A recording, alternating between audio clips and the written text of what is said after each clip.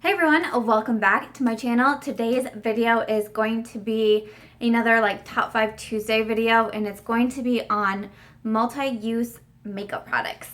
So what I mean by that is I'm going to be going through beauty products that have one main purpose but can also be used for other purposes as well.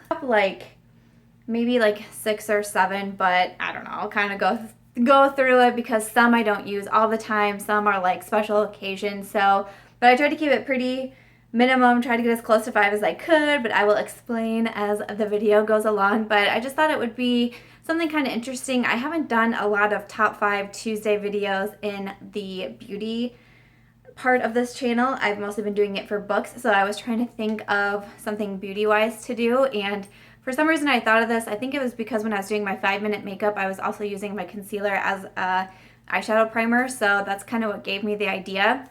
But if you guys have any other top 5 categories that you want me to discuss for beauty, whether, I don't know, whatever it is, if you guys think of anything at all below, let me know if there's anything out there that you would like me to record, and if you would like to see my multi-use beauty products, please keep watching. So since I already mentioned them, the first one that I want to talk about is using a concealer as an eyeshadow primer. Now, I do this all the time. These are my 2 favorites to use. One is the Maybelline Instant Age Rewind, which I'm pretty much out of. I just mentioned it in my empties video.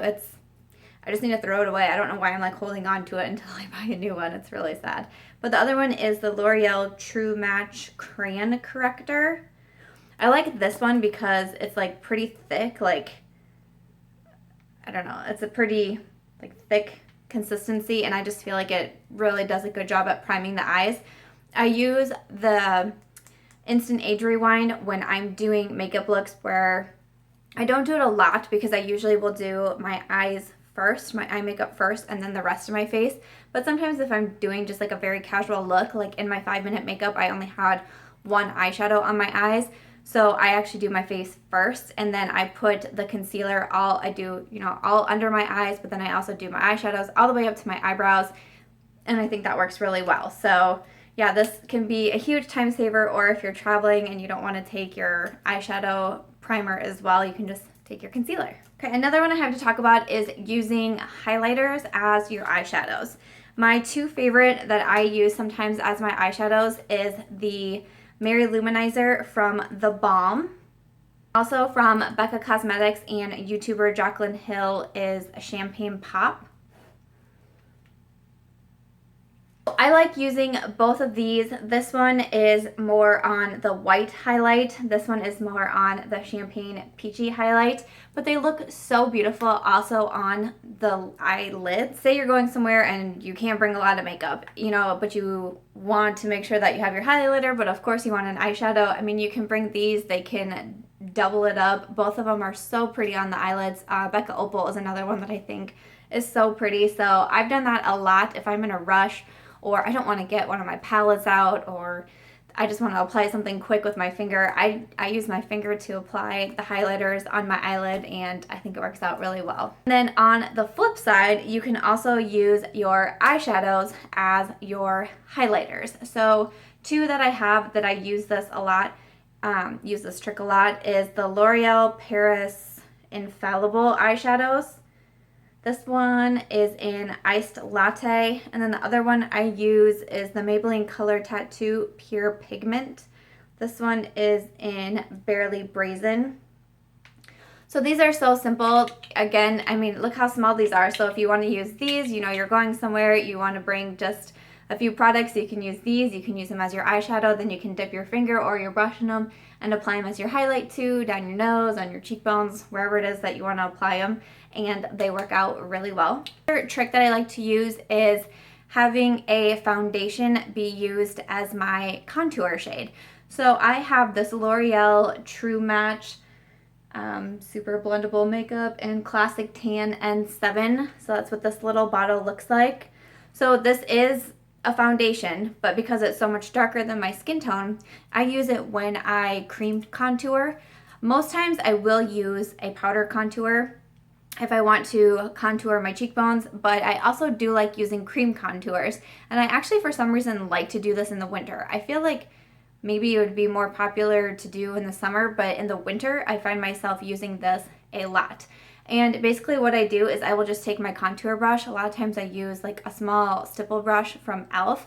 and I just dip it in the top, and then I will just use it to contour my cheekbones and then blend it out, and I feel like it works really well. So if, you know, maybe you don't want to go out and buy a contour kit because you don't contour that much, you can just grab a darker shade of foundation and use it to contour. You can use it to bronze, and sometimes what I also like to use these for is, say I buy a foundation and it's just too light for my skin. I have done that before. I mean, shockingly enough, no one does that, right? Yeah. What I do is I will pour a little bit of that foundation into my hand, and then I will pour a little bit of this in there, mix it up, and it's like I've made my own shade, and then you can match your foundation really well. So I have done that before, so there's a lot of really good uses if you want to buy a darker foundation. Another one that I have is using blush as an eyeshadow. Now, I don't do, these last two that I'm going to talk about, I really don't do all that often, but I wanted to mention them because I have done it before. So this is my E.L.F. blush palette, and it is in the light. They have a dark and a light. It has a huge mirror, so I feel like I'm not going to be able to shield that whole thing. But it does have a bronzer shade as well, but then it has 3 pink shades.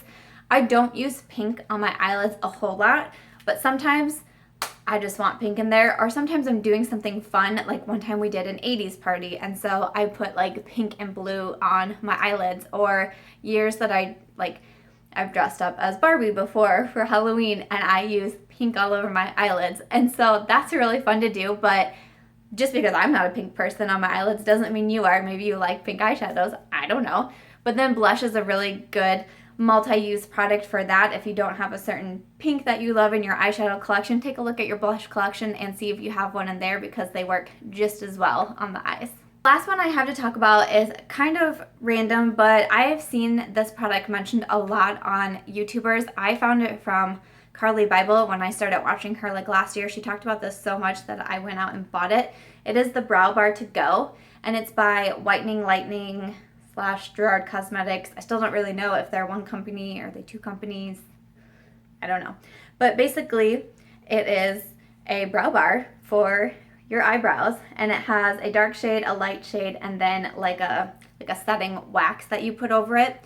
And I think I've mentioned on my channel that I'm not really in the eyebrow game. I just recently bought the Maybelline Brow Drama for my eyebrows, but I have very thick and full eyebrows anyways, so I'm not someone that really needs to like paint on my eyebrows because they are there. But I bought this because I thought I could convince myself to get in the eyebrow game when I was first getting into makeup. It didn't really work out for me, but I have used this several times as eyeshadow, especially this dark shade right here.